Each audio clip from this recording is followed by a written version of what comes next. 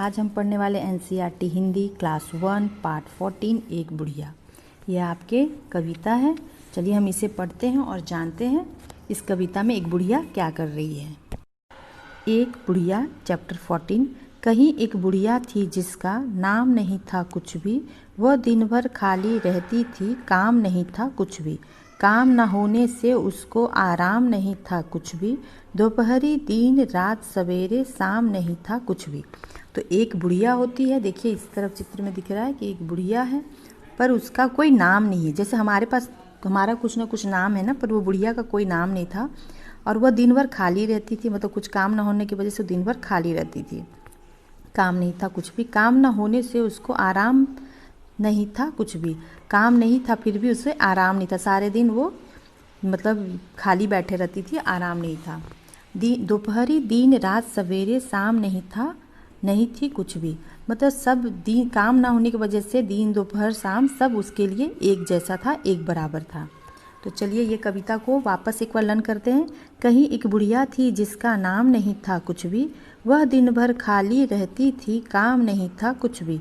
काम न होने से उसको आराम नहीं था कुछ भी, दोपहरी दिन रात सवेरे शाम नहीं थी कुछ भी।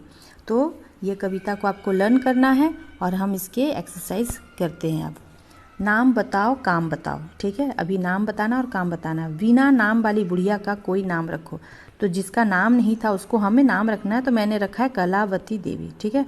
तो आपको नाम लगता है कमला, बिमला, सीमा, रीता, तो आप वहाँ पर नाम लिख सकते हो। अपने मन से बुढ़िया का नाम लिखना आपको। वह दिन भर खाली रहती थी, उसके लिए कुछ काम सुझाओ। बुढ़िया क्या थी? खाली रहती थी, कुछ काम नहीं था, तो उसको कुछ काम बताएंगे तो वो काम करेगी, ठीक है। तो काम क्या बताएंगे? वह बच्चों को कहानी सुना सकती थी, है ना, उसके पास एक काम हो गया।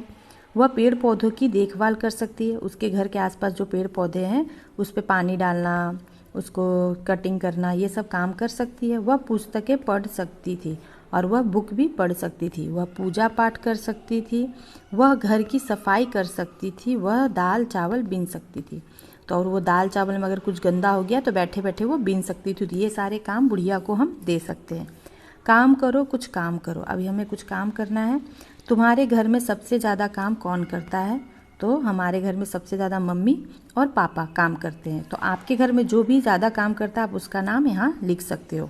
तुम्हारे घर में सबसे ज़्यादा आराम कौन करता है? तो आराम तो मुझे लगता है कोई नहीं करता, सबके घर में कोई ना कोई काम सब लोग करते ही हैं, पर यहाँ मैंने दादाजी और दादी जी लिखा है। क्यों? क्योंकि वो लोग बहुत जल्दी थक जाते हैं, बड़े हो गए हैं वो बहुत काम कर करके, तो अभी वो क्या करते हैं, थोड़ा आराम कर सकते हैं। तो अगर आपके घर में आप खुद बहुत ज़्यादा आराम करते हो या आपके घर में कोई और है तो उसका नाम भी लिख सकते हो, दादी जी और दादाजी, ठीक है। तो ये आपकी बुक का चैप्टर फिनिश हो गया। इसको क्या करना है आपको?